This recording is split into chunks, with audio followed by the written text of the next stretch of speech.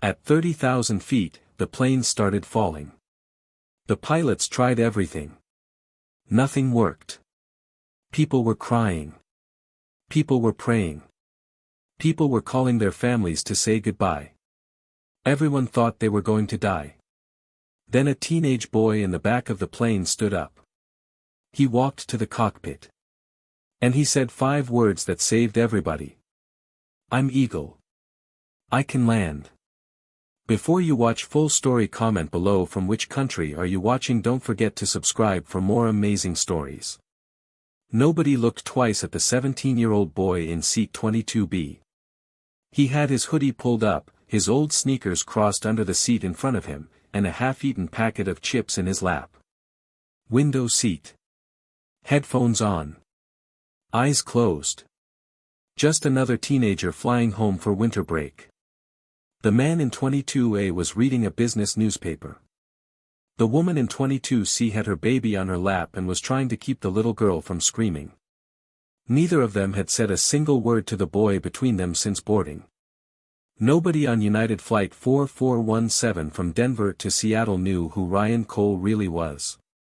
Nobody knew that the faded navy hoodie he wore had belonged to his father, Captain James Cole, one of the most respected F-35 fighter pilots in United States Air Force history, with 94 combat missions and a shelf full of medals that Ryan kept in a box under his bed because looking at them for too long still hurt. Nobody knew that his father had started teaching Ryan to fly when Ryan was 9 years old. Not officially. Not legally.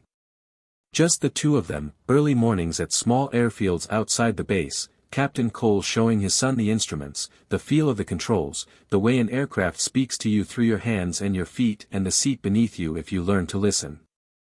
And absolutely nobody on that plane knew that Ryan Cole, 17 years old, chips in his lap, music in his ears, had logged over 1,400 flight hours across simulators and real aircraft.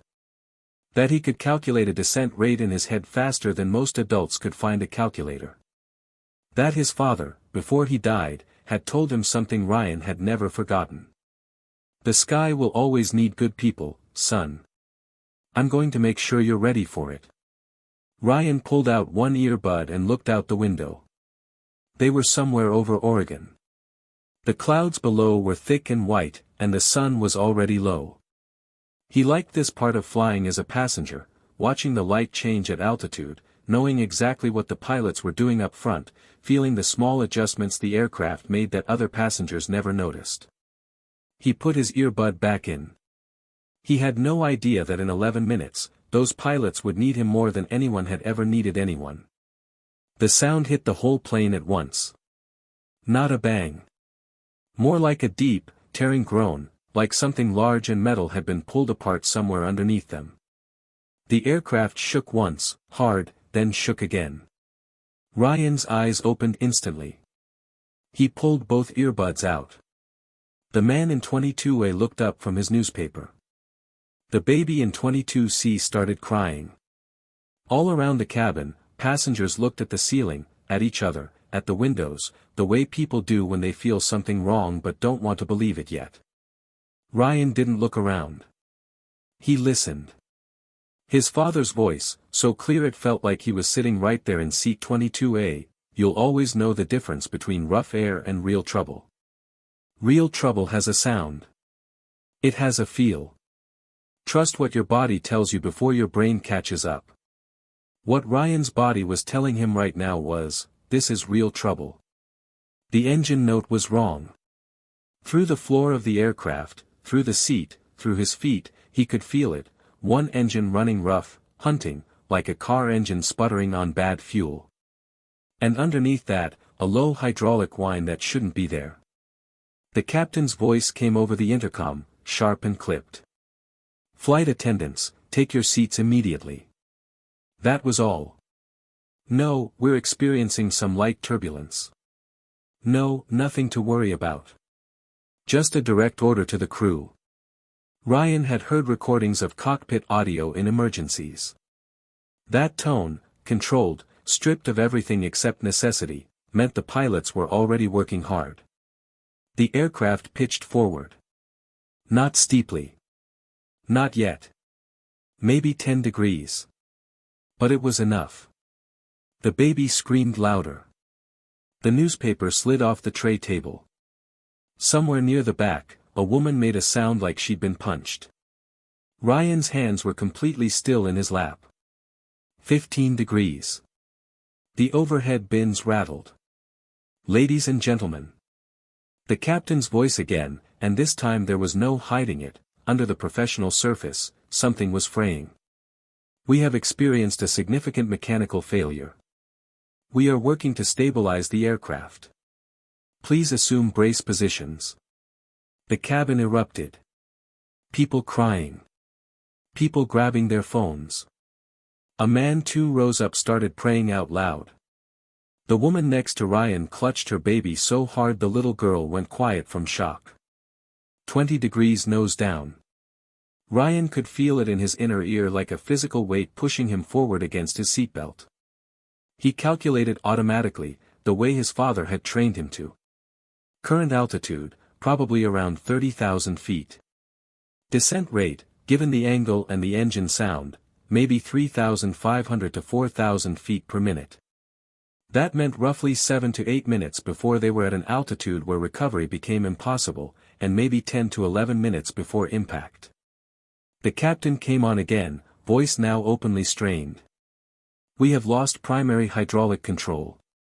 We are attempting recovery. All passengers brace. Primary hydraulic failure. Ryan closed his eyes for exactly 2 seconds. His father had talked about this.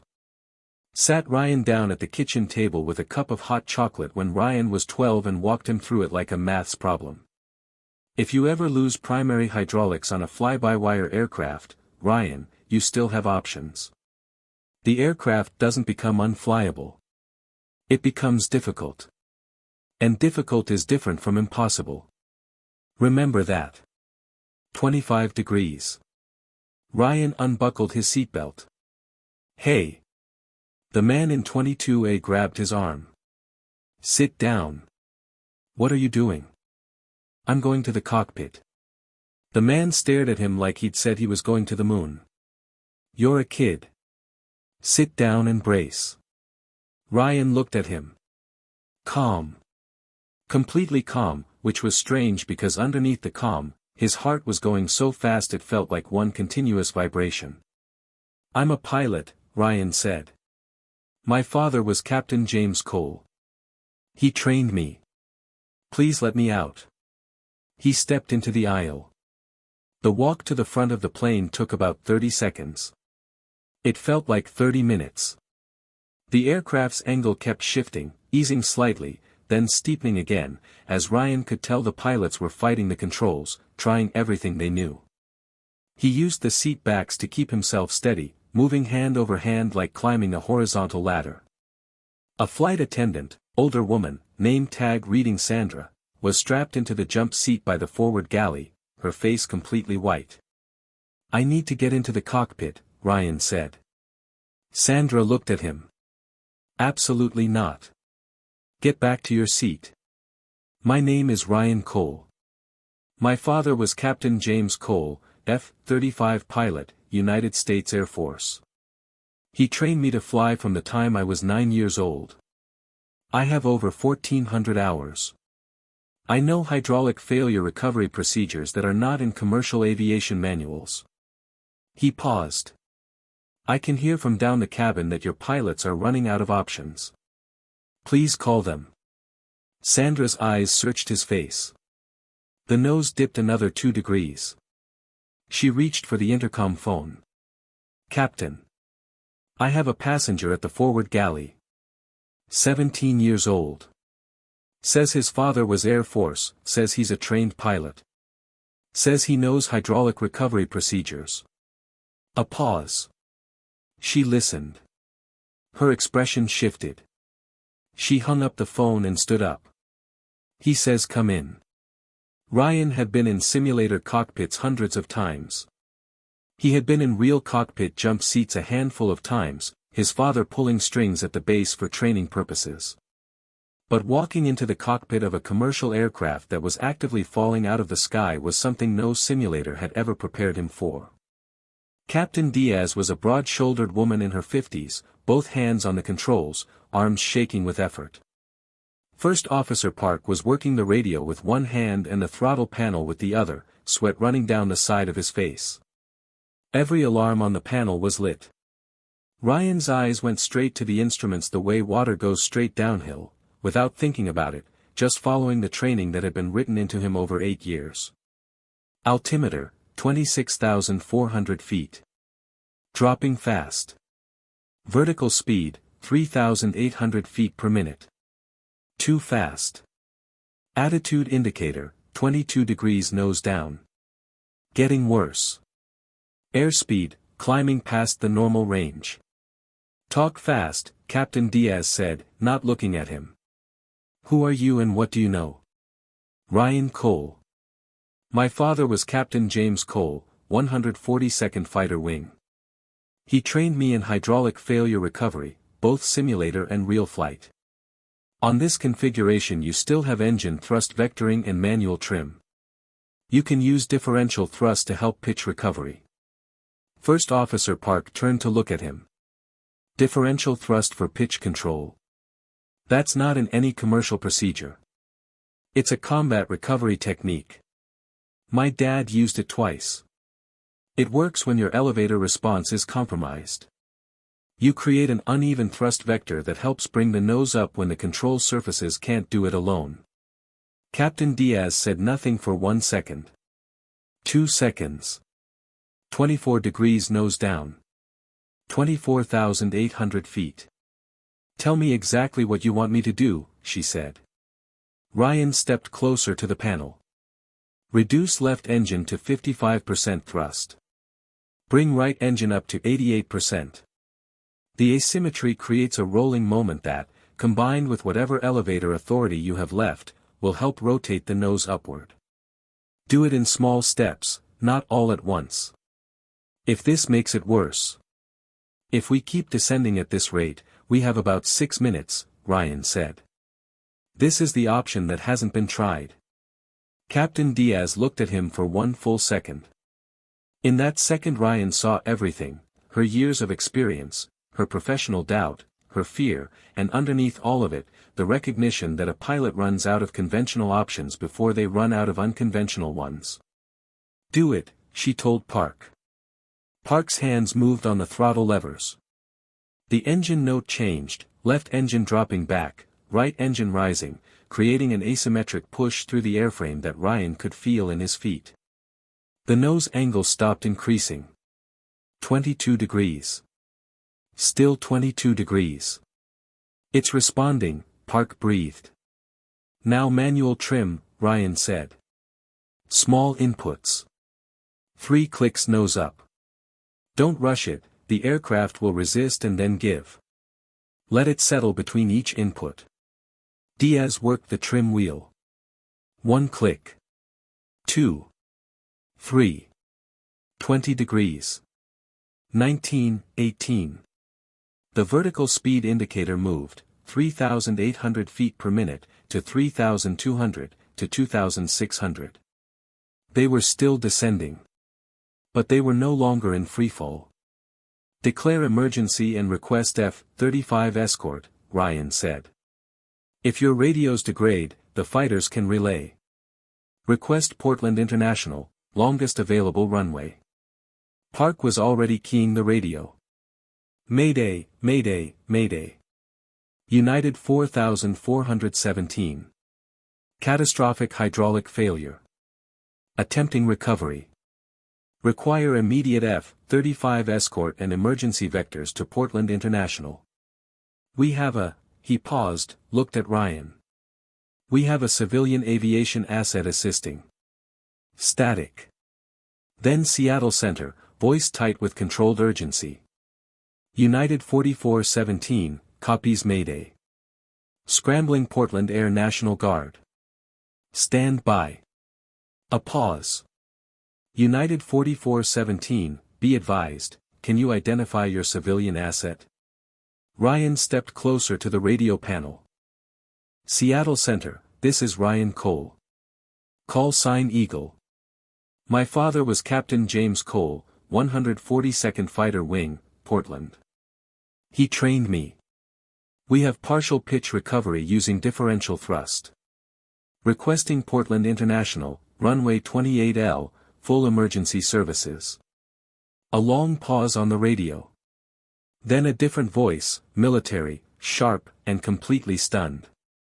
United 4417, this is Viper Flight, Portland Air National Guard. We are scrambling now. Did you say Eagle? As in, Cole's kid? Ryan's throat tightened. Confirmed, Viper Flight. This is Eagle. James Cole's son. Another pause. When the military pilot came back, his voice was different. Something under the professionalism. Something human. Eagle, Viper lead. Your father flew with half this squadron. We trained with him. We are wheels up in 4 minutes. You hold that aircraft together. We are coming. Ryan put his hand on the back of Captain Diaz's seat and looked at the instruments. Hold steady, he said quietly. Help is coming. 17,000 feet. The aircraft was mostly level now, descending at a controlled rate, 800 feet per minute, manageable, survivable. But the hydraulic system was continuing to degrade. Ryan could hear it in the sluggishness of every control input, feel it in the way the aircraft moved like a car with a slow flat tire, still going, but wrong. We're going to have limited flap authority on approach, Ryan said. And the landing gear deployment could be asymmetric if the hydraulics drop further. We need to plan for a flapless approach at higher than normal airspeed. Diaz nodded. Flapless I've trained for. What's your recommended speed? For this aircraft type, flapless approach, around 175 knots. Maybe 180 to give yourself margin. Firm landing is better than a soft one if your gear is at all uncertain. Get it on the ground and keep it there. You've landed a 737 variant before. Simulator. Twice. Hydraulic failure scenarios both times. Park almost laughed. It came out strange, half laugh half exhale. Simulator. Everything I know came from a simulator or my father, Ryan said. It's the same physics.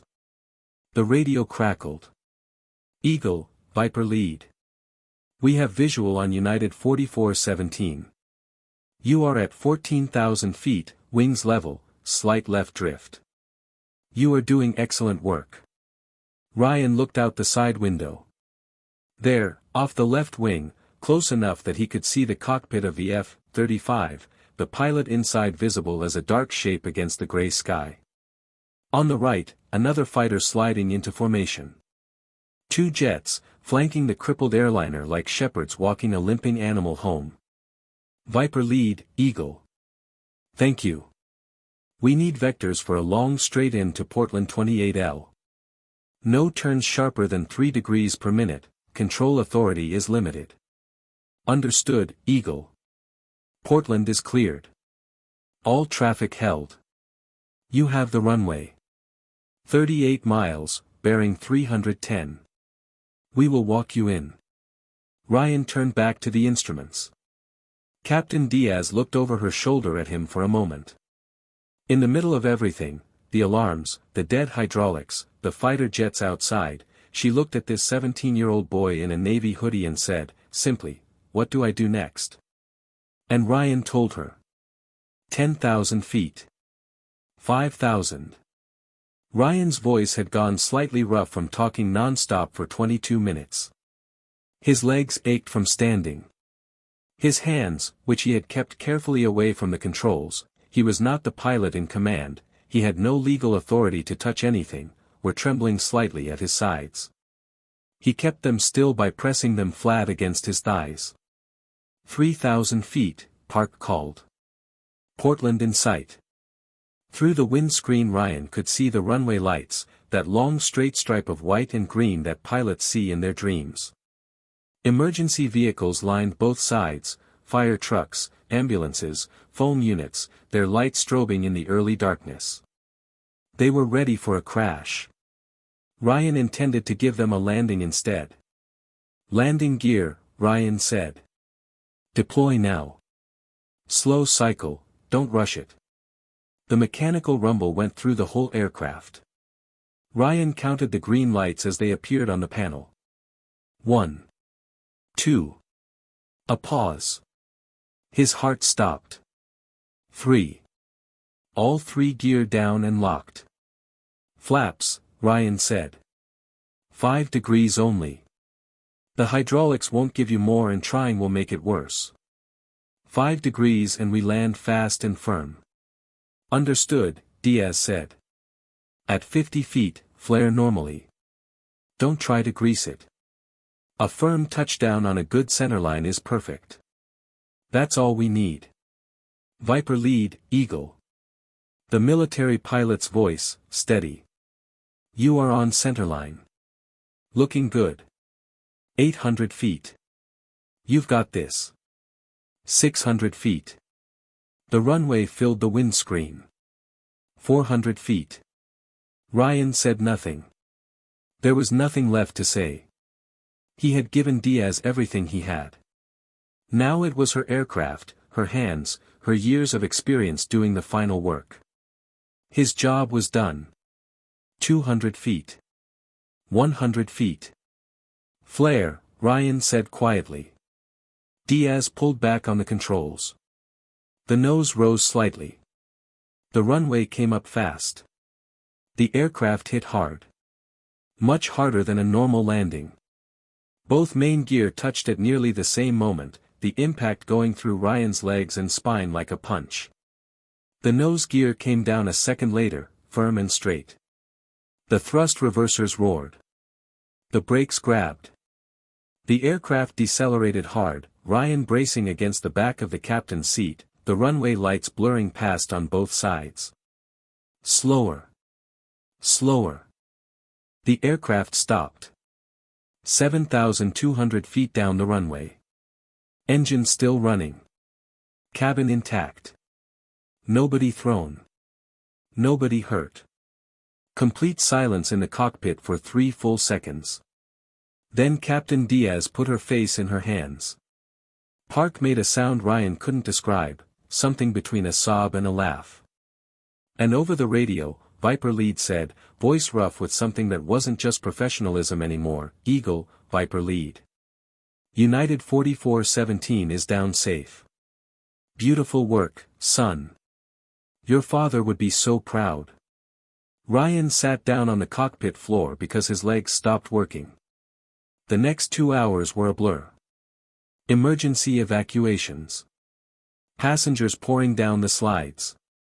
Paramedics checking everyone. Fire trucks surrounding the aircraft, foam units standing by. Airport staff running in every direction. Ryan sat on the tarmac wrapped in a silver emergency blanket, a paramedic checking his blood pressure, and watched 189 passengers walk away from an aircraft that had been minutes from impact. A woman stopped in front of him. Late 30s, professional looking, still holding her carry-on bag. She looked at Ryan for a long moment. Was that you? She asked. In the cockpit? Ryan nodded. She sat down on the tarmac next to him, right there, in her good work clothes, and started crying. Not dramatically. Just quietly, the way people cry when something enormous catches up to them. My daughter is 8, she said. She's at home waiting for me. Ryan didn't know what to say. So he said nothing, and they sat there together on the cold tarmac while the emergency lights swept over them in slow red circles. The man from seat 22A, the newspaper man, found Ryan 20 minutes later. His name was David Okafor, and he was a structural engineer from Portland. He shook Ryan's hand for a long time without saying anything. Then he said, I told you to sit down and brace. Yes, sir. I was wrong. He shook his hand again. I was completely wrong. Captain Diaz came out of the aircraft last. She walked straight to Ryan, and without any words, pulled him into a hug that lasted a long time. 18 years, she said quietly. 18 years flying. I never thought I'd say this, but the best pilot I ever had in my cockpit was 17 years old. Ryan didn't feel like a pilot. He felt like someone who had been very afraid and had done the thing anyway, which maybe is what a pilot is. By the next morning, Ryan Cole's name was on every news channel in the country. The cell phone videos came from everywhere. Passengers in the cabin had filmed the flight attendant unlocking the cockpit. Someone had filmed Ryan walking up the aisle. The audio from the radio exchange, Eagle, Viper lead, your father flew with half this squadron, had been released by the FAA and was playing in loops on every broadcast.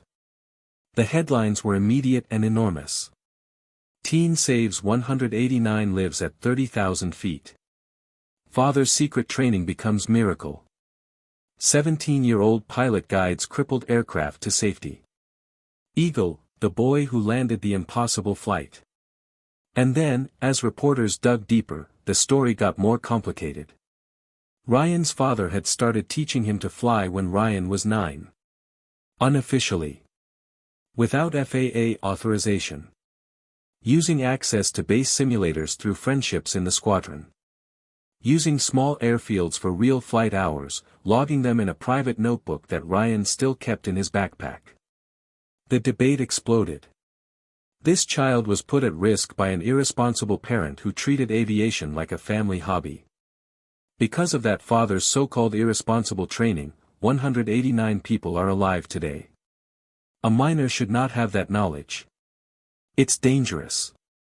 A minor with that knowledge just landed a 737 variant with failed hydraulics. Reconsider the word dangerous.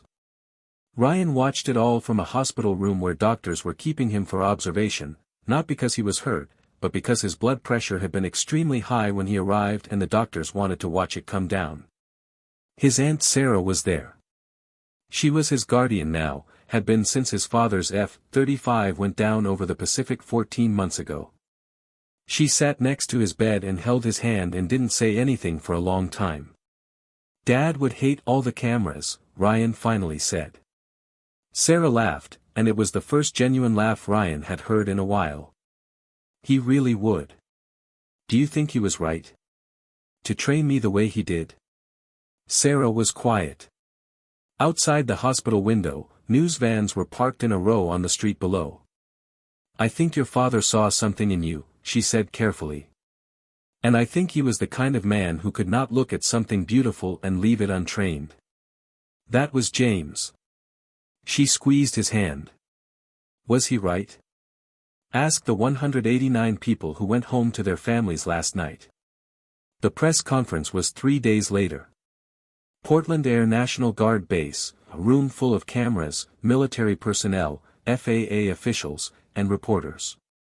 Ryan sat at a long table between his Aunt Sarah and General Patricia Walsh, commander of the Portland Air National Guard. He was wearing a clean white shirt and the same navy hoodie, because Sarah had tried to get him to leave the hoodie at home and he had politely refused. It had been his father's. A reporter in the second row raised her hand first. Ryan, how do you respond to people who say your father was irresponsible for training you without authorization? Ryan had thought about this question for 3 days. He'd turned it over every way he could, in the hospital, lying awake at night, walking the hospital corridor when the nurses let him. My father was a pilot, Ryan said. That's the most honest answer I have. He was a pilot the way some people are musicians or painters, it was the most real thing about him. And when he looked at me, he didn't see a child who needed to be kept away from the things he loved. He saw someone who had the same instinct he had. Ryan paused. He taught me because he couldn't help it. And yeah, he broke rules to do it. I know that. But I also know that 189 people are alive because he did. Another reporter. Do you think what you did was dangerous? Of course it was dangerous. Ryan almost smiled. The plane was falling. Everything about it was dangerous. The question isn't whether it was dangerous. The question is whether doing something was better than doing nothing. You were 17 years old in that cockpit. I know how old I am. This time he did smile, small and brief. I'm also a pilot. Both things are true at the same time. General Walsh leaned forward to her microphone. I want to add something here. Her voice was steady and deliberate. 2 of my pilots flew escort on that aircraft last night. Both of them flew with Captain James Cole. Both of them told me after landing that in their entire careers, they have never witnessed anything like what Ryan did in that cockpit. She looked at Ryan directly. James Cole's legacy is in this room. I want that on record. Ryan looked down at his hands on the table. Viper Lead was in the room, he had found out that morning. Captain Marco Reyes, tall, quiet, with a handshake that went on a long time when they'd met before the press conference. Captain Reyes had said only 4 words to Ryan privately, before the cameras started. He talked about you. Ryan had not been able to speak for almost a full minute after that. A reporter near the back raised her hand. Ryan, what do you want people to know about your father? The room went quiet.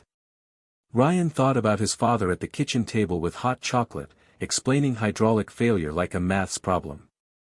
He thought about early mornings at small airfields, his father standing beside him talking him through pre-flight checks with the patience of someone who had infinite time, though it turned out he didn't. He thought about the notebook full of flight hours in his backpack, his father's handwriting in the margins, good instinct, trust yourself more, you're ready. I want people to know that he was the best pilot and the best teacher, Ryan said. His voice was steady. He taught me that flying is not about the aircraft. It's about judgment. It's about staying calm when everything around you is not calm. It's about knowing what you know and using it, even when people look at you and see a kid in a hoodie instead of a pilot. He looked at the cameras directly. My dad called me Eagle. He said eagles see the problem before anyone else sees it. That's not about age. That's not about rank. That's about training and instinct working together. Ryan paused.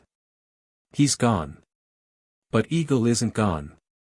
Eagle was in that cockpit 2 nights ago. And Eagle is going to be a pilot, a real, fully licensed, properly certified pilot, because that's what he prepared me to become. The room was quiet for a moment. Then someone started clapping. And then everyone did. 14 months later, on the morning of his 19th birthday, Ryan Cole walked into the enrollment office of the United States Air Force Academy and opened an acceptance letter. He had applied with a 4.1 GPA, an SAT score of 1570, letters of recommendation from Captain Diaz, General Walsh, and Captain Reyes, and a flight log now totaling 1,800 hours, every one of them properly recorded after the Portland landing, when the FAA had quietly chosen to treat the previous informal hours as documented training under exceptional circumstances rather than as a violation. The acceptance letter was 1 page. At the bottom, someone had written a handwritten note in blue ink.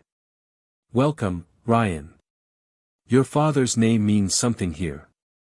So does yours. Ryan folded the letter carefully and put it in his jacket pocket, next to his heart. He called his Aunt Sarah, who cried. He visited his father's grave at the Veterans Cemetery outside Portland, a quiet place with old trees and good light, and sat on the bench nearby for a while without saying anything, which was fine, because some things don't need words. On the way home, his phone buzzed.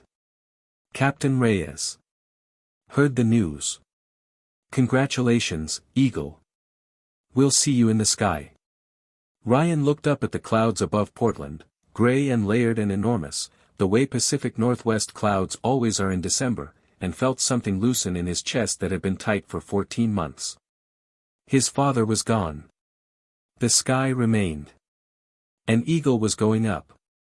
For years after that, on a bright cold morning with visibility of 40 miles in every direction, Lieutenant Ryan Cole of the United States Air Force lifted an F-35 off the runway at Portland Air National Guard Base, climbed through 10,000 feet, through 20,000, through 30,000, past the altitude where a plane had once fallen and a teenager had stood up, and leveled off at 35,000 feet above the Oregon coast.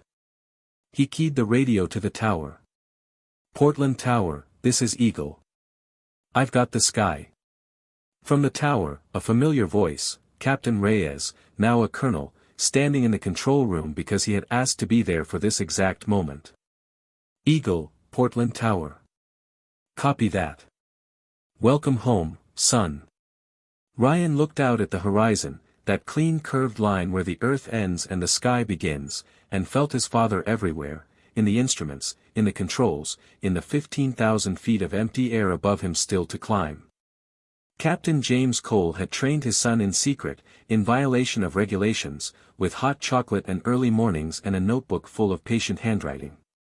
He had given Ryan something that could not be licensed or certified or measured in any official document. He had given Ryan the sky. And on a falling aircraft at 30,000 feet, when 189 people had run out of options and 2 F-35s had heard a teenager say, "I'm Eagle, I can land." It had been enough. It had been more than enough. It had been everything. Eagle flies. Valkyrie lives. Some fathers give their children wings.